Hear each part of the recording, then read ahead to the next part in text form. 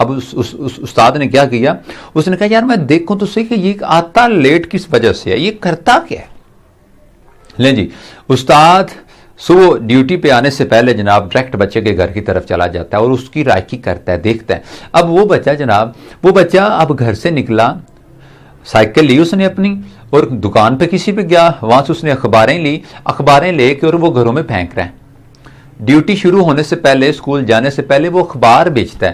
اب اخبار بیچنے کی وجہ یہ تھی, اب اس کی وجہ بھی تو دیکھے گی نا. دیکھیے جب آپ وجہ کی وجہ جانیں گے نا, آپ کا اختلاف نہیں ہوگا, آپ سکون رہیں گے. ہم اگلے بندے کو گرم کر کے پھر خود بھی گرم ہو جاتے ہیں, یعنی کہ ایک اس کو غصہ دلایا, اوپر سے خود بھی غصے میں آ گئے, تو پھر لڑائی تو ہونی ہے نا.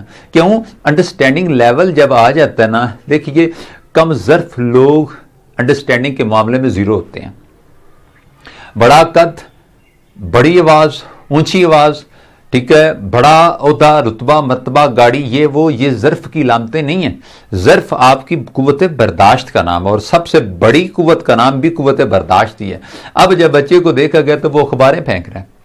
واپس آئے, پتا کیا یہ کیوں اخباریں بیچتا ہے, تو پتا چلا کہ یہ اپنے گھر کا سربراہ ہے, اس کے ابا جی انتقال کر گئے ہیں, اس کی ماں ہے اور اس کے 2 بہن بھائی ہیں چھوٹے, جن کی یہ کفالت کرتا ہے, ساتھ ساتھ میں پڑھتا ہے, ساتھ ساتھ میں کفالت کرتا ہے. اب آپ ذرا اس چیز کو مد نظر رکھیے, اس پہ تھوڑا سا انالیسس دیجیے اپنا, کہ وہ بچہ جو اخباریں بیچ رہا ہے کتنا مجبور ہوگا, اپنے گھر کی روٹی روزی اس نے چلائی ہوئی ہے. اب جب استاد محترم کلاس میں تشریف لائے, بچہ آیا, استاد نے چھڑی پکڑ لی اور بچے نے ہاتھ ملنا شروع کر دیا کہ مجھے لگنے لگی ہیں. لیکن جب اس نے ہاتھ آگے کیا, استاد بات کی حقیقت تک جا چکا تھا.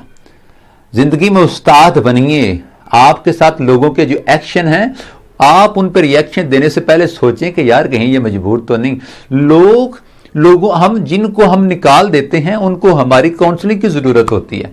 جن کو ہم دور کرتے ہیں ان کو کسی کے قریب ہونے کی ضرورت ہوتی ہے, ان کے ساتھ وقت گزارنے کی ضرورت ہوتی ہے, ان کو بتانے کی ضرورت ہوتی ہے. اور ہم کیا کرتے ہیں, ہم یہ سمجھ کے کہ اسے نہیں, یہ کسی کھاتے میں نہیں, ایسے آؤٹ کر دیں, وہ بیچارہ ہمیشہ کے لیے آؤٹ ہو جاتا ہے. جس کو آپ اگنور کریں نا, جسے زمانہ اگنور کرے, اسے آپ اگنور نہ کریں, اگر آپ ایک اصلاحی مزاج کے انسان ہیں.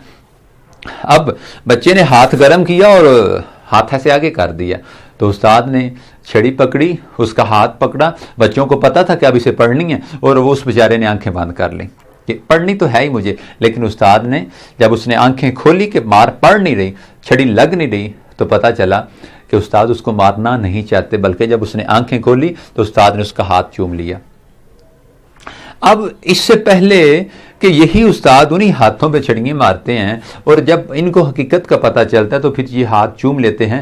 بالکل ایسے ہی ہمارے ریلیشن کے اندر, چاہے وہ ہمارے گھر کی زندگی ہے, ہمارے کاروبار کی زندگی ہے, ہماری پرسنل لائف ہے, جو کچھ بھی ہے, دیکھیے آپ اس میں انڈرسٹینڈنگ لیول بڑھائیں.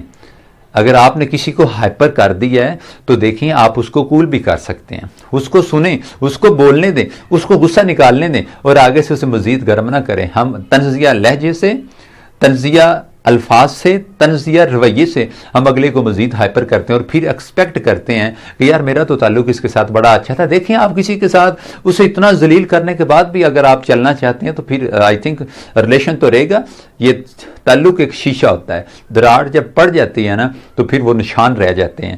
تو میں تو اس حق میں ہوں کہ آپ کا تعلق بھی ہو جس میں حیا نہ ہو, جس میں حد نہ ہو, جس میں ایک باؤنڈری نہ ہو, اور آپ پھر بھی چل رہے ہوں تو مبارک ہو. آپ ڈسے جائیں گے یا آپ ڈسیں گے, اور ایسا ڈسیں گے کہ پھر آپ کو, اگر آپ ڈسے یا آپ نے کسی کو ڈسا تو پھر آپ پانی نہیں مانگیں گے, یا جس نے آپ کو ڈسا وہ بھی پانی نہیں مانگے گا.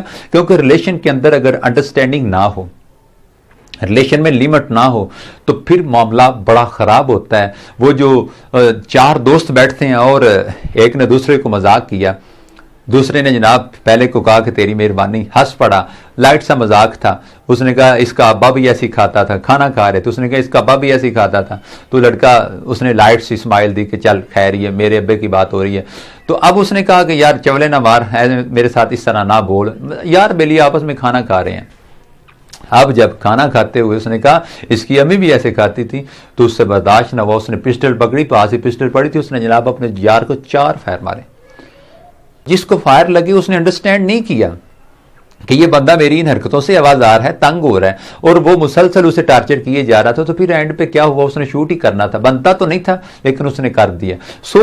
شوٹ کرنے سے مراد اب اصل والا شوٹ نہیں ہے، کسی سے دور ہو جانا بھی یہ شوٹ ہوتا ہے۔ لوگ ہمیں شوٹ کر دیتے ہیں، ہمیں بریسٹ لگتا ہے پورا، لوگ نفرت کا ایسا بریسٹ مارتے ہیں، ہم ان کے آس پاس ہوتے ہیں لیکن ہم انہیں نظر نہیں آتے، ٹھیک ہے۔ تو دیکھیے انڈرسٹینڈنگ کا لیول پیدا کیجئے، معاملات کو سمجھنے کی کوشش کریں۔ جب آپ معاملات کو سمجھیں گے تو معاملات آپ کی سمجھ میں آ جائیں گے۔ ایسے گدوں کی طرح، وہ جانوروں کی طرح دیواروں کو دھکا لگانے کی کوشش نہ کریں، ایسا کام بالکل بھی مت کریں جو پاسبل نہیں ہوتا۔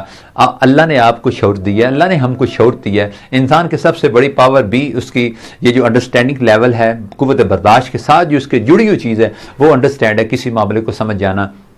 اب جب ہم اس بات کو اپنے کسی بھی پہلو میں اپلائی کریں گے، آپ اس کو فالو کیجئے، دیکھیے آپ اگلے بندے کو انڈرسٹینڈ کریں، یقین جانیں آپ لڑائی سے بچ جائیں گے، آپ جھگڑے سے بچ جائیں گے، آپ تعلق میں دراڑ سے بچ جائیں گے۔ لوگ یہ چیزیں نہیں سمجھتے۔ اور اس کے ساتھ ایک اور چیز ریلیٹ کروں گا کہ ریلیشن میں جو لیمٹ ہوتی ہے وہ بھی رکھا کریں۔